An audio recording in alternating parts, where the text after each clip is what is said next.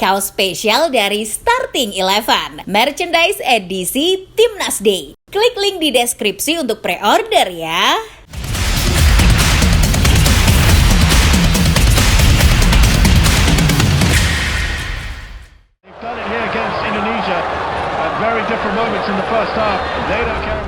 Walaupun ada banyak opsi yang tersedia, selama ini Timnas Indonesia tetap bermain di Gelora Bung Karno. Sekalipun ketika dipakai, kualitas rumputnya tak sama dengan yang ada di foto.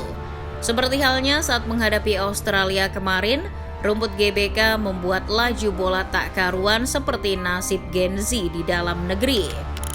Yang jadi pertanyaan, mengapa daripada stadion-stadion lainnya, Timnas Indonesia lagi dan lagi memakai Gelora Bung Karno? Ini dia jawabannya. Namun sebelum itu jangan lupa subscribe dan nyalakan loncengnya agar tak ketinggalan video terbaru dari Starting Eleven. Biar tidak berburuk sangka pada PSSI yang kinerjanya sangat baik, kita akan menelusuri mengapa Gelora Bung Karno akhirnya jadi venue di pertandingan menghadapi Socceroos. Sebelum laga putaran ketiga kualifikasi Piala Dunia 2026 zona Asia, wacana untuk memakai stadion selain GBK mencuat. Wacana itu muncul setelah Paus Gereja Katolik ke-266 berencana mengunjungi Jakarta, dan kabarnya GBK akan dipakai.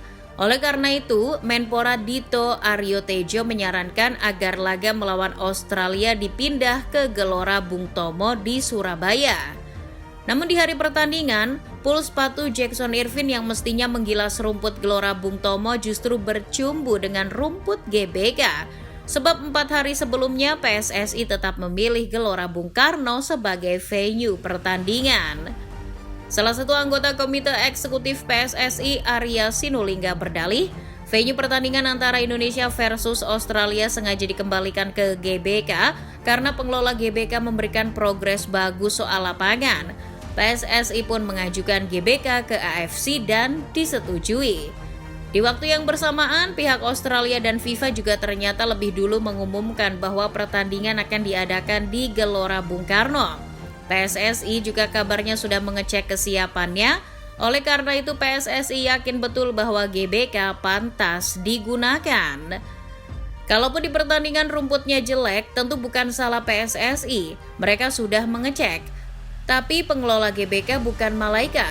Kondisi rumput tak tertolong, harusnya buat main bola, justru rumput GBK lebih cocok dipakai karapan sapi. Bukan kita saja yang tak menduga, PSSI juga kecele. Setelah kecele akan kualitas rumput, PSSI masih tak kapok. Mengutip Detik Sport, laga melawan raja terakhir Asia dan Arab Saudi kembali akan digelar di GBK pada November 2024 mendatang. Meski rumputnya masih tahap perawatan, GBK terdaftar sebagai venue pertandingan Indonesia melawan Jepang dan Green Falcons. Dua contoh tersebut memperlihatkan betapapun jeleknya GBK akan tetap menjadi markas Timnas Indonesia. Selama ini tidak ada stadion lain yang paling sering menjadi rumah tim nasional selain GBK. Banyak pertandingan hebat digelar di sini. Mulai dari ajang Asian Games, Ganevo, ASEAN Para Games, SEA Games, final Piala Asia 2007, Piala Asia U19 2018, hingga Piala AFF dan kualifikasi Piala Dunia. Dari sekian banyaknya laga Timnas Indonesia, mungkin Piala AFF 2010 yang paling membekas diingatan. Betapa tidak, dari fase grup, semifinal hingga final, Arief Suyono dan kawan-kawan bermain di stadion ini. Senyum, harapan dan air mata kekecewaan di akhir kompetisi tumpah ke setiap kursi penonton. Kekalahan atas Malaysia adalah penghinaan. Tapi bukan itu yang bikin hati penggemar makin remuk, melainkan munculnya dugaan suap yang menyeret punggawa tim nasional di final tersebut. Meski muncul klarifikasi sana-sini, bagaimanapun menyembuhkan hati yang sudah pecah, seperti memasak di atas tungku tanpa api. Banyaknya pertandingan Timnas Indonesia yang dimainkan di GBK melahirkan ikatan antara penggemar dan GBK. Menyanyikan lagu kebangsaan Indonesia Raya di Gelora Bung Karno rasanya jauh lebih intim,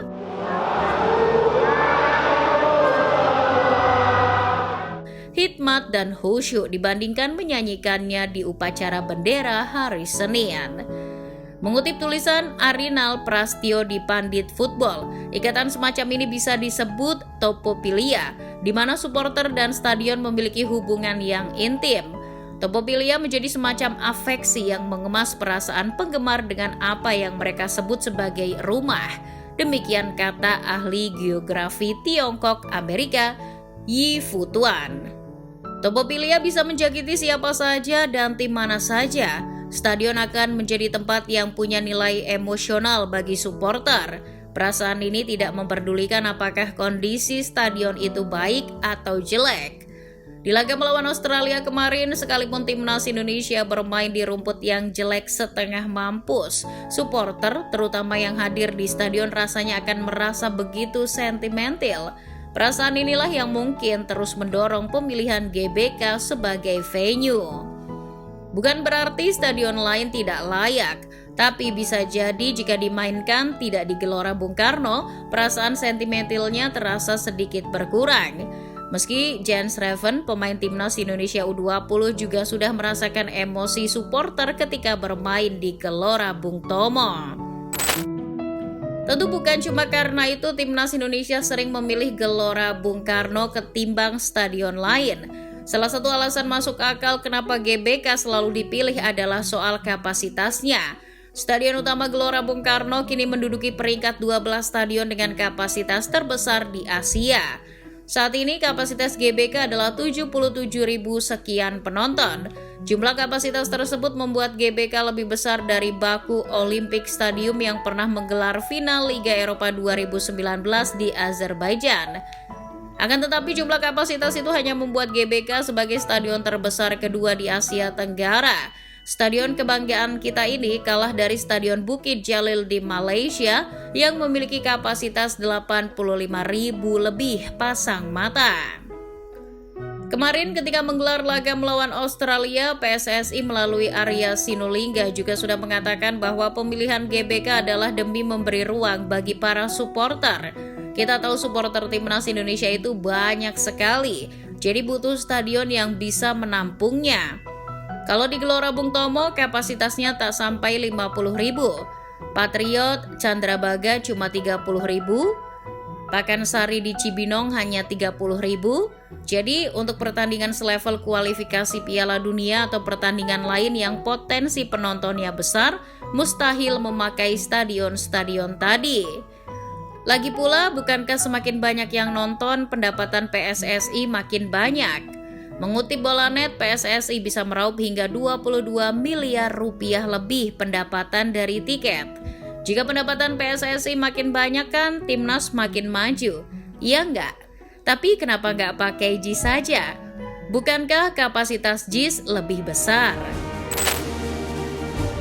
Jakarta International Stadium memang punya kapasitas lebih besar dari GBK, yakni 82.000 penonton. JIS pernah hendak dipakai timnas, tapi malah diseret ke urusan copras-capres. Padahal bukan karena politik, JIS belum jadi pilihan venue timnas Indonesia. Soal fasilitas, JIS dan GBK tak jauh beda. Dari segi kursi, pencahayaan, papan skor, rumput semuanya memadai. Kalaupun rumputnya masih tak layak digunakan, bisa diperbaiki. Tapi masalahnya akses JIS itu susah, tak seperti GBK. Gelora Bung Karno sekalipun lebih sedikit kapasitasnya, aksesnya lebih mudah. GBK bisa dijangkau dengan MRT, Transjakarta atau angkutan umum lain. Selain mudah diakses oleh supporter, GBK juga mudah diakses oleh tim lawan. Di sekitar GBK juga banyak hotel-hotel mewah, seperti Fairmont Hotel yang jadi tempat menginap para pemain timnas Argentina. Selain itu, izin keramaian dan keamanan di GBK juga mudah. Hubungan PSSI dan pengelola GBK toh sudah erat. Bahkan dengan GBK, PSSI bisa meminta diskon harga sewa untuk timnas Indonesia. Pengelola GBK juga mau memprioritaskan timnas Indonesia. Agenda timnas yang padat membuat pengelola mulai membatasi penggunaan GBK selain untuk timnas Indonesia. Itulah tadi alasan dibalik timnas Indonesia yang sering bermain di GBK. Bagaimana menurut kamu football lovers?